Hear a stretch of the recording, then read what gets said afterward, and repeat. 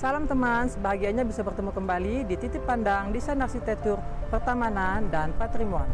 Teman, 3 taman kota tertua di Toulouse yang merupakan paru-paru hijau yang mempunyai nilai sejarah dan seni yang tinggi adalah merupakan hasil karya di abad ke-18.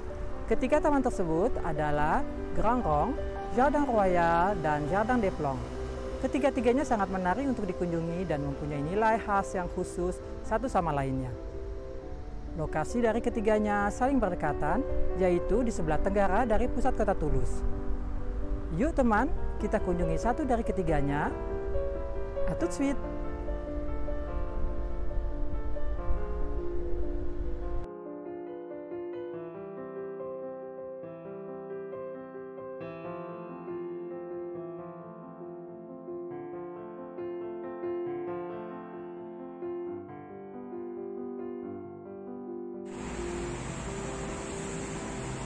Hari ini kita berada di musim dingin, di mana kita lihat pohon-pohon tanpa daun yang telah berontokan di musim gugur yang lalu.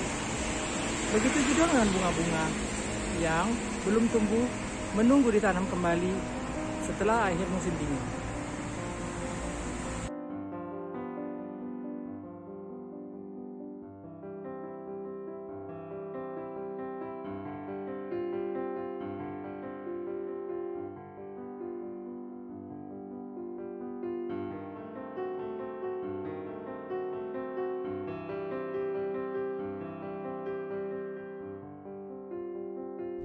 Kita akan mengunjungi Taman Grand Rond, yaitu taman yang dibangun paling awal dibanding taman-taman lainnya. Grand artinya besar, Rond artinya bulat, padahal taman tersebut berbentuknya oval. Taman Grand Rond terletak di pusat dari beberapa jalan, bus, dan kendaraan yang melingkarinya. Posisi yang di pusat juga merupakan pusat dari pertemuan 6 buah jalan lainnya yang datang dari berbagai jurusan. Ingin mengetahui lebih jauh? Yuk, kita berjalan ke suatu abad.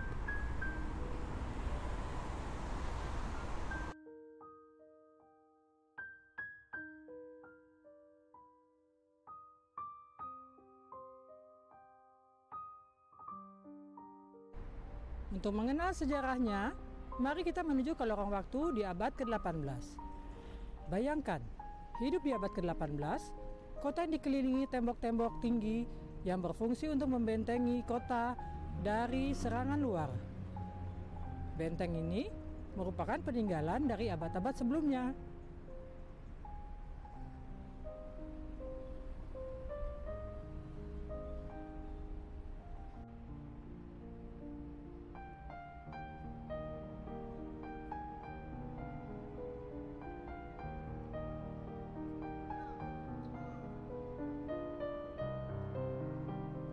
Ketebalan dari tembok tinggi ini adalah sekitar 2 meter.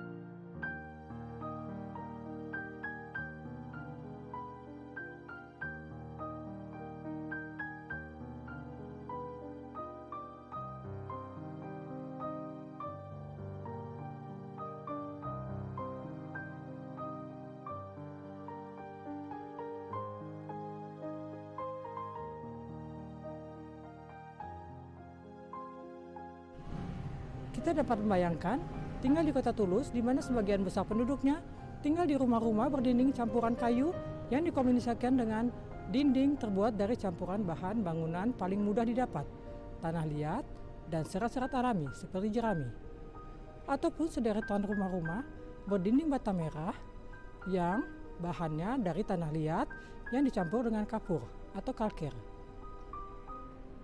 Semua hunian tersebut dibangun di sepanjang jalan-jalan sempit yang memberikan kesan terkurung tanpa adanya ruangan hijau.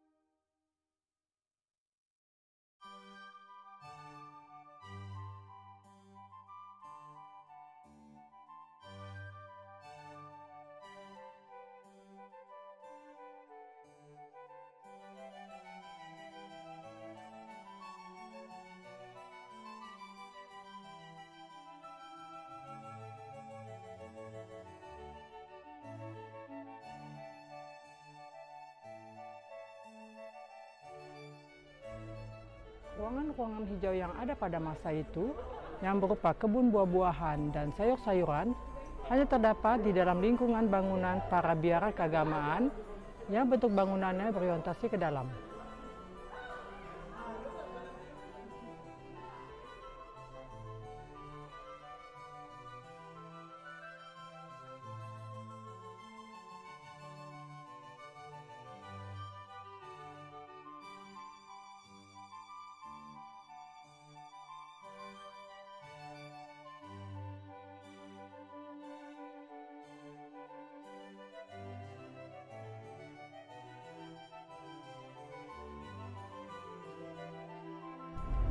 Alangkah berbedanya jika dibandingkan dengan Paris yang telah memiliki taman-tamannya seperti Jardin des Tuileries di abad ke-16, Jardin du Luxembourg di abad ke-17.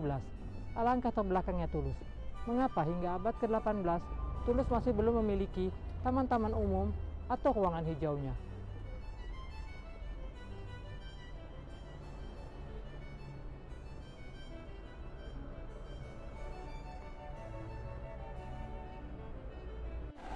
Pemikiran itulah yang mendorong dan memotivasi seseorang yang bernama Louis de Mondron, urbanis, pencinta seni, salah seorang pendiri dan anggota dari l'Académie Royale de Peinture, Sculpture et Architecture de Toulouse. Mondron ingin mewujudkan penataan ruang kota yang berbeda di Toulouse. Ia terinspirasi oleh indahnya konfigurasi dari sebuah bundaran yang terdapat di ujung Avenue des Champs-Élysées de Paris. Bundaran tersebut merupakan pusat dari pertemuan 12 avenue lainnya yang datang dari berbagai jurusan. Bundaran dinamakan Le Rond-Point de l'Étoile.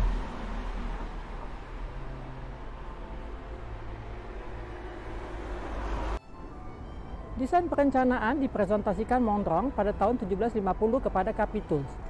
Disebut Capitouls adalah para pemimpin kota pemberi keputusan di masa itu. Tujuannya untuk menghiasi kota tua Toulouse dengan menciptakan ruangan hijau di luar kota tuanya. Seperti kita ketahui, pada masa itu lokasinya berada di luar tembok tinggi yang membentengi kota tua Toulouse.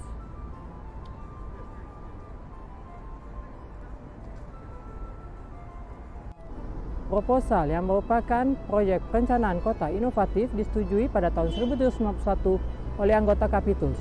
Antara tahun 1751 sampai tahun 1754, Le Trio bersama seorang direktur pekerjaan umum, François de Garipuy, seorang arsitek dan insinyur, Joseph-Marie de Saget, mereka memimpin pelaksanaan proyek ini.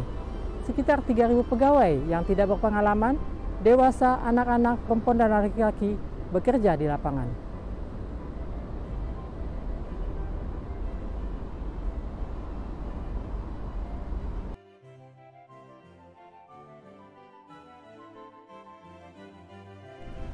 Akhirnya selesailah penciptaan keseluruhan yang sangat cantik, layaknya bintang dengan taman oval di tengah-tengah jalan kendaraan yang mengelilinginya dan merupakan pusat persimpangan dari 6 buah jalan lainnya.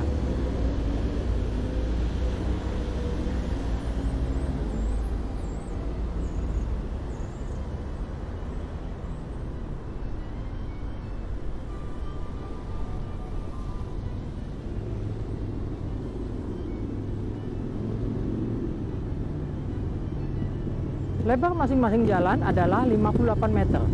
Kawasan pejalan kakinya dihiasi pohon-pohon ormo atau elm, memberi penampilan kota hijau bagi kota tua Toulouse.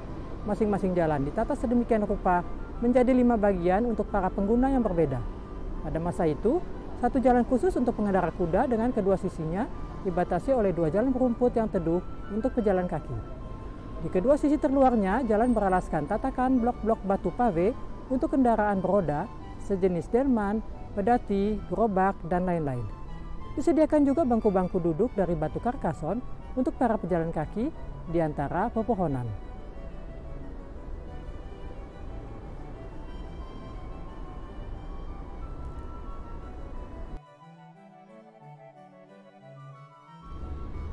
Taman Grand-Rond berbentuk oval dengan hamparan rumput seluas kurang lebih 4 hektar, yaitu sekitar 247 dikali 240 meter.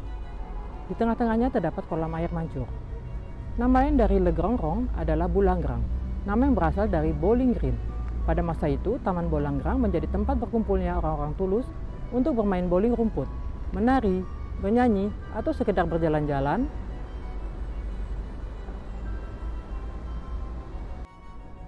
menjadi semakin terkenal. Ruang hijau ini merupakan tempat ideal juga untuk berbagai acara di masa itu, seperti Fête de la Fédération di bulan Juli 1790 adalah perayaan penting di seluruh Prancis dalam rangka 1 tahun kemenangan pendudukan penjara Bastille. Revolution Française, Revolution Toulousaine 1790 merupakan perayaan yang menggembirakan berwarna-warni.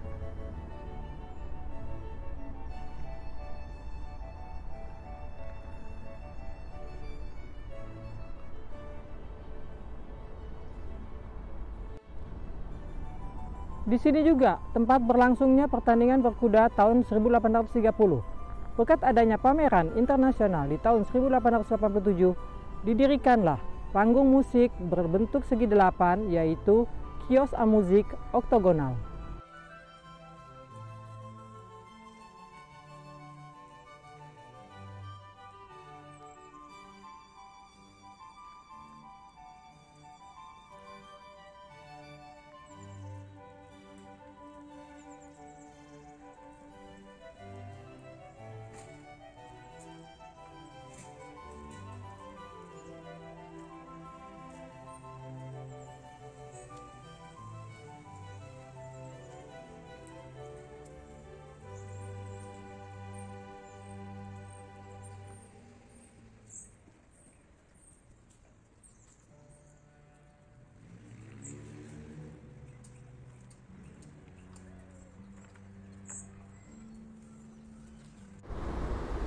Di selatan taman, di depan Ale Frederick Mistral, terdapat pagar hijau monumental, mempunyai nilai sejarah tersendiri. Gris Vert ini sudah 2 kali berpindah tempat. Pelaksanaan pembuatannya pada tahun 1784 oleh penempa seni besi asal Toulouse, Joseph Bos, berdasarkan desain dari seorang arsitek dan insinyur Toulouse, Joseph Marie de Saget. Pagar ini dibuat pada masa itu untuk diletakkan di dalam kota tua Toulouse di Courdion, yang merupakan area menempatkan perahu dan pejalan kaki yang berada di sisi sungai Garonne. Untuk menyelamatkan pagar dikarenakan banjir besar di tahun 1875, pagar dipindahkan dipergunakan sebagai pagar di sepanjang Museum des Augustins. Untuk alasan tertentu, kemudian pagar hijau monumental ini diputuskan untuk dipasang di salah satu sisi Taman Grand Rond, yaitu di tempatnya sekarang. Antara tahun 1861 dan 1863, Grand Rond ditata menjadi taman à l'anglaise, dengan ruangan taman berpola naturel menyerupai pemandangan alam. Secara keseluruhan, model penataannya sangat berbeda dengan bentuk taman à la française, yang lebih ke penggunaan bentuk geometri. Tetapi secara detail, seni menata dan menghias taman bunga tetap meneruskan tradisi à la française, terutama bunga-bunga yang digunakan untuk menghiasi keliling kios à musique dan kolam sentral.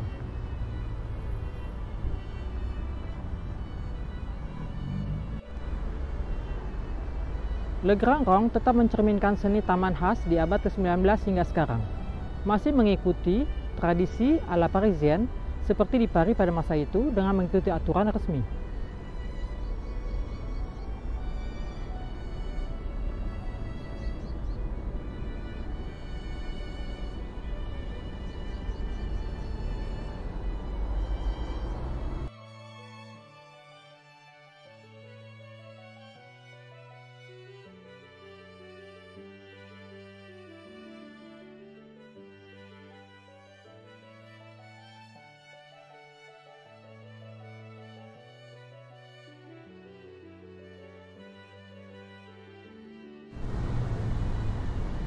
Seperti kita ketahui, Prancis mengalami 4 musim. Setiap musim, setiap wilayah daerah, perlakuan terhadap tanaman-tanamannya berbeda-beda. Selain itu, penampilan keindahan aneka warna, variasi bunga, penataan kebun dituntut untuk memperhatikan kombinasi warna, jenis bunga-bunga untuk musim tertentu. Selain bentuk baru yang beraturan layaknya mozaik.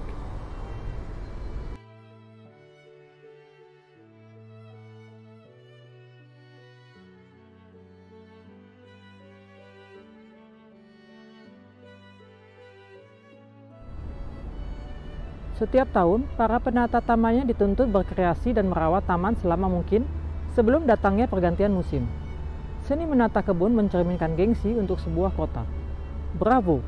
Untuk hasil yang selalu maksimal di sepanjang tahun, memang diperlukan keahlian khusus bagi para penata tamannya.